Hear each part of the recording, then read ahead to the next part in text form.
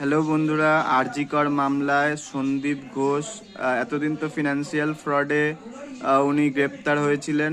আজকে আরজি কর মামলায়ও উনি গ্রেপ্তার হয়েছেন।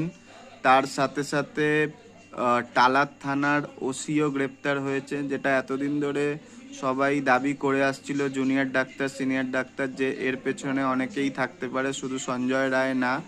সো আজ সঞ্জয় রায় তো আগে থেকেই গ্রেপ্তার ছিল, অলরেডি সন্দীপ ঘোষ গ্রেপ্তার হয়েছে, আর ওসিও গ্রেপ্তার হয়েছে ফলস ইনফরমেশন দেওয়ার জন্যে, সামথিং কিছু একটা কারণের জন্যে। সো লেটস হোপ আরও যারা মেন এর পেছনে জড়িত তারা আসে, আর আমরা যাতে তিলোত্তমার এই রকম কাণ্ডে justice pi. So we want justice, we want justice, we want justice.